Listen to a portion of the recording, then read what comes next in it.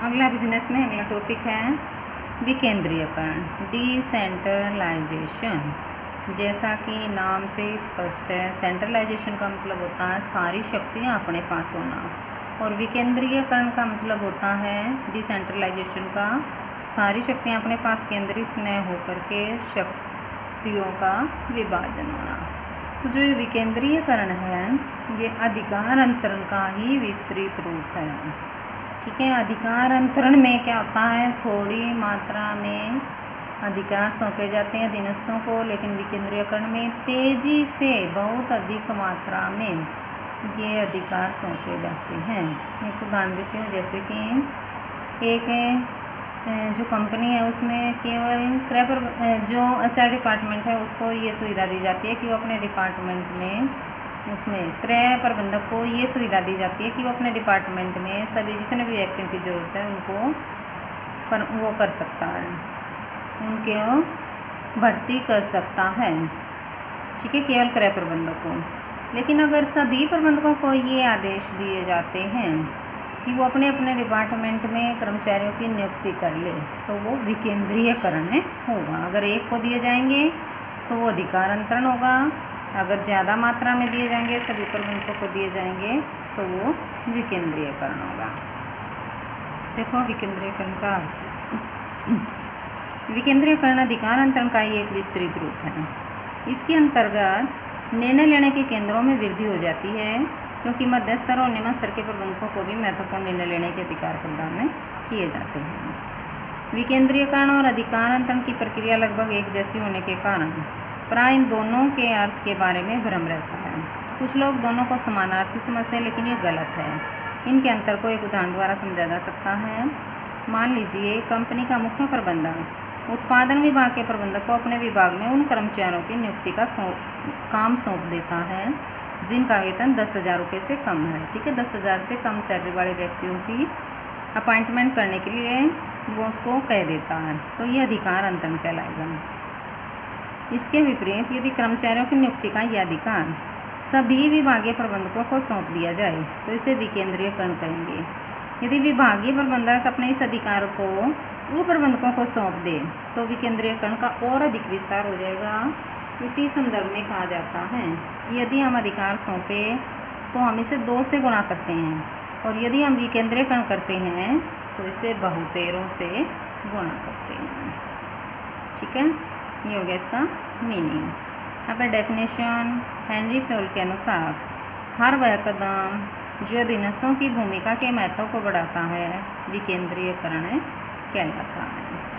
ठीक है, तथा हर वह कदम जो इसको कम करता है केंद्रीयकरण कहलाता है। ठीक है, everything that goes to increase the importance of the subordinate role is decentralization and everything which goes to reduce it is a centralization। अब है विकेंद्रीयकरण की विशेषताएं। फर्स्ट है यह अधिकार अंतरण का एक विस्तृत रूप है। ठीक है, एक विस्तृत रूप है। अभी बताया था कि केवल एक प्रबंधक को अधिकार नियुक्ति करने का अधिकार हम सौंपते हैं तो वो अधिकार अंतरण है, लेकिन सभी प्रबंधकों को अगर ये काम सौंप देते हैं तो वो विकेंद्रीयकरण होगा। सेकंड है यह अधीनस्थों की भूमिका के महत्व को बढ़ाता है। तो इसमें जैसे जैसे कार्य सौंपे जाते हैं ज़्यादा व्यक्तियों को, तो अधीनस्थों की जो भूमिका है वो बढ़ती है। यह संपूर्ण संगठन में लागू होने वाली प्रक्रिया है। यह उच्च स्तरीय प्रबंधकों के कार्यभार में कमी करती है। इसमें निर्णय उन कर्मचारियों द्वारा लिए जाते हैं जिन्हें निर्णयों को लागू करना होता है। इसमें अधिकारों के साथ साथ उत्तरदायिता का भी हस्तांतरण हो जाता है। ठीक है, इसके बाद है विकेंद्रीयकरण का महत्व। विकेंद्रीयकरण के महत्व के संबंध में कहा जाता है कि प्रश्न यह नहीं है कि विकेंद्रीयकरण किया जाए या नहीं, बल्कि यह है कि विकेंद्रीयकरण की मात्रा कितनी है। अर्थात विकेंद्रीयकरण के बारे में यह विचार करने की जरूरत नहीं है कि इसे लागू किया जाए या नहीं, बल्कि यह देखने की ज़रूरत है कि कितने अधिकारों को अधीनस्थों तक पहुंचाया जाए और कितने उच्च प्रबंधकों के पास सुरक्षित रखे जाएं। यह बात विशेषकर बड़ी संस्थाओं के लिए बिल्कुल सत्य है। इस बात की सत्यता का आधार विकेंद्रीकरण का महत्व जो कि निम्नलिखित बिंदुओं से स्पष्ट है। फर्स्ट है अधीनस्थों की पहल क्षमता का विकास। तो पहल क्षमता का विकास कैसे होगा? जब उनको काम सौंपा जाएगा अधीनस्थों को, तो उनको अपने विचार, अपने सुझाव के लिए भी आमंत्रित किया जाएगा। विकेंद्रीयकरण के अंतर्गत बड़ी मात्रा में अधिकारों को सौंपा जाता है। अधिकार एक ऐसी शक्ति है जो व्यक्ति को सोचने और कुछ नया करने पर मजबूर करती है। यह स्थिति उसमें पहल क्षमता विकसित करती है। सेकंड है भविष्य के लिए प्रबंधकीय योग्यता का विकास। विकेंद्रीय के अंतर्गत निम्नतम स्तर के प्रबंधकों को भी अपने कार्यों के संबंध में निर्णय लेने के अधिकार दिए जाते हैं। इस प्रकार निर्णय लेने के अवसर प्राप्त होने से सभी स्तरों के प्रबंधकों के ज्ञान और अनुभव में वृद्धि होती है। इससे प्रबंधकों में भविष्य में अधिक जिम्मेदारी सहन करने की योग्यता विकसित होती है। थर्ड है शीघ्र निर्णय। तो सभी प्रबंधक के निर्णयों का बोझ कुछ ही व्यक्तियों पर न होकर अनेक व्यक्तियों में बढ़ जाने के कारण निर्णय शीघ्र लिए जाते हैं और श्रेष्ठ भी होते हैं।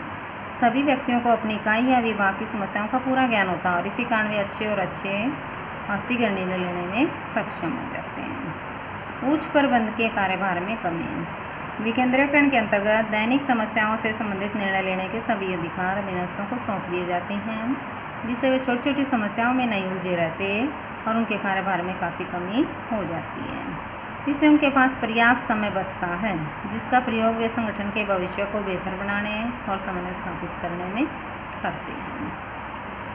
अगला उच्च प्रबंधकीय कार्यभार में कमी होगा विकास में सहायक है। तो विकेंद्रीकरण के अंतर्गत अधीनस्थों को निर्णय लेने की पूरी स्वतंत्रता प्रदान की जाती है। यह स्थिति अधीनस्थों में उत्तरदायित्व की भावना पैदा करती है, अर्थात वे बेहतर परिणाम प्राप्त करने का प्रयास करते हैं।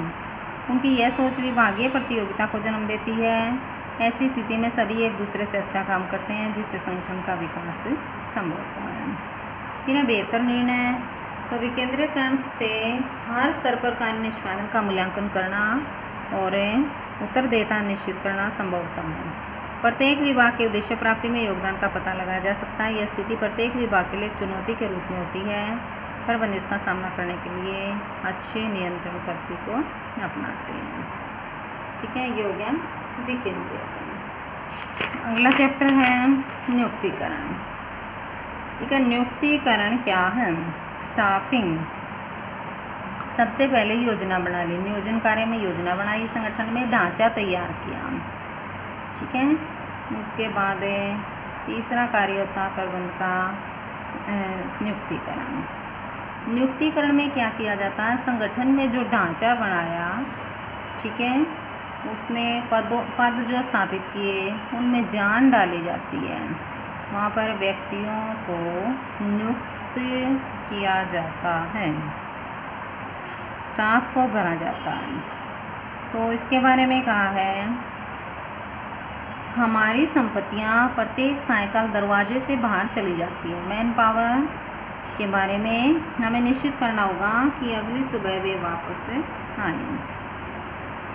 प्रबंध के प्रथम कार्य में नियोजन कर लेने और दूसरे कार्य में संगठनात्मक ढांचा तैयार कर लेने के बाद अब आवश्यकता नियुक्तियाँ करने की। संगठन कार्य में संस्था के उद्देश्यों को प्राप्त करने हेतु विभिन्न पद स्थापित किए जाते हैं, जबकि नियुक्तियों द्वारा उन पदों में जान डाली जाती है। अर्थात संगठन में स्थापित सभी पद अर्थहीन हैं जब तक कि उनको योग्य व्यक्तियों से न भरा जाए। प्रबंधक का यह कार्य अन्य सभी कार्यों से अधिक महत्वपूर्ण है, क्योंकि यदि नियोजन और संगठन में कोई गलती रह जाए तो इतनी हानि नहीं होती जितनी कि नियुक्तियों में गलती रह जाने पर हो सकती है। एक ही गलत नियुक्ति संस्था के पूरे वातावरण को दूषित कर सकती है। ठीक है, अब है इसका मीनिंग। नियुक्तिकरण का अर्थ है संगठन में स्थापित विभिन्न पदों पर पद के महत्व के अनुसार योग्य व्यक्तियों की नियुक्ति करने से है। अर्थात अधिक महत्वपूर्ण पदों पर अधिक योग्य व्यक्तियों को लगाया जाता है और कम महत्वपूर्ण पदों के लिए अपेक्षाकृत कम योग्य व्यक्तियों से भी काम में चल सकता है। अन्य शब्दों में पद और व्यक्ति में सामंजस्य स्थापित करने के लिए की जाने वाली सभी क्रियाएं नियुक्तिकरण के अंतर्गत आती हैं। इनमें मुख्य क्रियाएं इस प्रकार हैं। स्टाफिंग में जो कार्य होते हैं वो होता है सबसे पहले भर्ती, फिर चयन, फिर प्रशिक्षण, पदोन्नति, स्थानांतरण आदि। डेफिनेशन थियो हेमन के अनुसार नियुक्तिकरण कार्य प्रबंधकों की भर्ती, चयन, विकास, प्रशिक्षण और क्षतिपूर्ति से संबंधित रखता है। ठीक है, नियुक्तिकरण की विशेषताएं। फर्स्ट है मनुष्य से संबंध। अब जो नियुक्तिकरण का संबंध है वो मनुष्य से है। नियुक्ति स्थापित किसके लिए में क्या किया जाएगा? पदों को व्यक्तियों से भरा जाएगा। कर्मचारी नियुक्ति कार्य की प्रथम विशेषता इसका मनुष्य से संबंध होना है, अर्थात नियोजन और संगठन की तरह ये कोई कागजी कार्य नहीं है, बल्कि योग्य व्यक्तियों को संगठन में विभिन्न पदों पर लगाना है। इस कार्य को पूरा करने के लिए की जाने वाली सभी क्रियाओं का संबंध मनुष्य के साथ होता है, चाहे वह भर्ती, चयन, प्रशिक्षण, पदोन्नति आदि कोई भी हो। सेकंड है एक पृथक प्रबंधकीय कार्य। कर्मचारी नियुक्ति कार्य की दूसरी विशेषता इसका पृथक प्रबंधकीय कार्य होना, मतलब ये किसी कार्य का भाग नहीं है, प्रबंध का एक अलग से कार्य है। पृथक प्रबंधकीय कार्य होने का अभिप्राय है यह किसी मुख्य कार्य का अंग न होकर स्वयं एक मुख्य कार्य है, सभी प्रबंधकीय स्तरों पर आवश्यक। तो नियुक्तिकरण कोई ऐसा कार्य नहीं है केवल प्रबंध के किसी स्तर पर किया जाए, सभी प्रबंधकीय स्तरों पर नियुक्ति का कार्य किया जाता है। कर्मचारी नियुक्ति कार्य की आवश्यकता सभी प्रबंधकीय स्तरों पर होती है। अलग से सेवी वर्गीय विभाग पर्सनल डिपार्टमेंट की स्थापना करने से अन्य प्रबंधकों को इस कार्य से मुक्ति नहीं मिलती। इस विभाग की स्थापना का उद्देश्य तो केवल प्रबंधकों को उनके कर्मचारी नियुक्ति कार्य को संपन्न करने में सहयोग प्रदान करना है, जबकि कर्मचारी नियुक्तियों का अंतिम उत्तरदायित्व सभी संबंधित प्रबंधकों का ही होता है। चौथा, सामाजिक उत्तरदायित्व से संबंध। तो कर्मचारी नियुक्ति का संबंध मनुष्य से है और मनुष्य एक सामाजिक प्राणी है। सामाजिक प्राणी से संबंधित होने के कारण इस कार्य का सामाजिक उत्तरदायित्व उत्पन्न होता है। सामाजिक उत्तरदायित्व को पूरा करने के लिए प्रबंधकों को चाहिए कि इसके अंतर्गत भर्ती, चयन, पदोन्नति आदि जितनी भी क्रियाएँ की जाए सब निष्पक्ष हों। ठीक है, उसके बाद अगला है आंतरिक और बाह्य वातावरण का प्रभाव। कर्मचारी नियुक्ति कार्य निष्पादन पर संस्था के आंतरिक और बाहरी वातावरण का प्रभाव पड़ता है। संस्था के आंतरिक वातावरण में संस्था के कर्मचारियों से संबंधित विभिन्न नीतियों को शामिल किया जाता है, जैसे पदोन्नति, पदोन्नति, स्थानांतरण। यदि संस्था की यह नीति है कि खाली पदों को पदोन्नति द्वारा भरा जाएगा। पदोन्नति क्या होती है? व्यक्तियों का प्रमोशन होना, नीचे वाले पद से ऊंचे वाले पद पर व्यक्ति का प्रमोशन होना। यदि संस्था की ये नीति है कि खाली पदों को पदोन्नति द्वारा भरा जाएगा तो उच्च पदों पर पहुंचने का अवसर संस्था में पहले से काम करे कर्मचारियों को ही प्राप्त होगा और बाहरी व्यक्तियों को केवल निम्न स्तरीय पदों पर ही नियुक्त किया जाएगा। इस प्रकार संस्था की आंतरिक नीति का नियुक्ति कार्य पर प्रभाव पड़ता है। और संस्था को बाहर से प्रभावित करने वाले वातावरण में सरकारी नीतियों और शैक्षणिक वातावरण को शामिल किया जाता है। सरकार की ये नीति हो सकती है कि किसी विशेष संस्था में कर्मचारियों को रोजगार कार्यालय के माध्यम से ही लिया जाए। शैक्षणिक संस्थाएं विशेष प्रशिक्षण शिविर लगाकर संस्था के कर्मचारियों के विकास में सहयोग दे सकती हैं। इस प्रकार बाहरी वातावरण का भी नियुक्ति कार्य पर प्रभाव पड़ता है। ठीक है,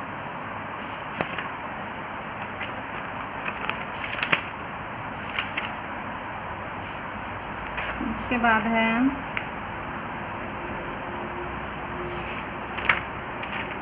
नियुक्तिकरण की आवश्यकता। तो कुछ साल पहले नियुक्तिकरण कार्य को प्रबंध प्रक्रिया में विशेष महत्व नहीं दिया जाता था। यही कारण था कि कुछ प्रबंध विशेषज्ञ इसे संगठन कार्य का तो कुछ निर्देशन कार्य का हिस्सा मानते थे। लेकिन आज अनेक शोधकार्यों ने ये सिद्ध कर दिया है कि एक संगठन की सफलता काफ़ी हद तक मानव शक्ति पर निर्भर करती है। यदि मानव शक्ति अच्छी होगी तो सफलता, अन्यथा असफलता। यही कारण है कि आज इसे प्रबंध का एक अलग और सर्वाधिक महत्वपूर्ण कार्य माना जाने लगा है। निम्नलिखित तथ्यों से नियुक्तिकरण की आवश्यकता स्पष्ट होती है। फर्स्ट है रिक्त पदों को भरना। संगठन ढांचा तैयार करना बिल्कुल आसान है, लेकिन उसको उपयुक्त कर्मचारियों से भरना बहुत कठिन है। प्राय प्रबंधक संगठन ढांचे को तैयार करने पर तो पूरा ध्यान केंद्रित कर देते हैं, लेकिन पदों को उपयुक्त लोगों से भरने में कोई विशेष महत्व नहीं देते। इसके कारण कर्मचारियों की नियुक्ति के लिए जरूरी विशेष ज्ञान और अनुभव की कमी है। यह स्थिति नियुक्तिकरण की आवश्यकता पर जोर देती है, अर्थात कर्मचारी नियुक्तिकरण कार्य को प्रबंध के एक अलग कार्य का दर्जा दिया जाए ताकि इस पर पूरा ध्यान केंद्रित किया जा सके और सही व्यक्ति को सही स्थान पर नियुक्त किया जा सके। सेकंड पॉइंट है मानवीयता को महत्व। तो मानव शक्ति एक संगठन के लिए महत्वपूर्ण संपत्ति होती है। इसके चयन का परिमाप अन्य संपत्तियों जैसे माल मशीन आदि से भिन्न है। मानव शक्ति का चयन करते समय मानवीय तत्व जैसे शिक्षा, अनुभव, सत्यनिष्ठा, स्वास्थ्य, आयु, लिंग आदि पर ध्यान दिया जाता है। यह देखा जाता है कि किस जॉब के लिए एक व्यक्ति में विभिन्न मानवीय तत्व कितनी मात्रा में उपलब्ध होने चाहिए। अतः मानव संपत्ति की व्यवस्था करते समय मानवीय तत्वों पर ध्यान देना आवश्यक है और ऐसा नियुक्तिकरण द्वारा ही संभव है। अन्य शब्दों में, यदि नियुक्तिकरण को किसी अन्य प्रबंधकीय कार्य के साथ मिला दिया जाए तो मानवीय तत्वों पर वांछित ध्यान केंद्रित करना असंभव है। इसके बाद है ज्ञान की उपलब्धता। जो मानव शक्ति के संबंध में विशेष शोध कार्य नहीं हुए थे तब इसे प्रबंध का अलग कार्य नहीं माना जाता था, परंतु आज मानव शक्ति पर अनेक शोध कार्य हो चुके हैं। इसके विभिन्न पहलू जैसे भर्ती, चयन, प्रशिक्षण, कार्य मूल्यांकन आदि की अनेक नई विधियाँ विकसित हो चुकी हैं। तो आज मानव शक्ति पर पर्याप्त ज्ञान उपलब्ध है। ऐसी स्थिति में इसे प्रबंध का अलग कार्य माना जाना आवश्यक है। ऐसा करने पर ही इसकी आधुनिक विधियों का लाभ उठाया जा सकेगा। फिर है विशिष्टीकरण। उस समय पूर्व सभी प्रबंधक अपने विभाग में आवश्यक लोगों की नियुक्ति, प्रशिक्षण आदि की व्यवस्था स्वयं ही कर लेते थे, लेकिन आज विशिष्टीकरण का युग है। इस कार्य के लिए स्पेशलिस्ट उपलब्ध हैं। इनकी सेवाओं का लाभ उठाया जा सकता है। यही कारण है कि नियुक्तिकरण को प्रबंध का एक अलग कार्य माना जाना आवश्यक हो गया। तो इसी बात से प्रभावित होकर बड़े संगठनों में अलग से सेवी वर्गीय विभाग स्थापित किया जाने लगा है। यह विभाग अन्य विभागों को कर्मचारी नियुक्ति कार्य में पूरा सहयोग प्रदान करता है।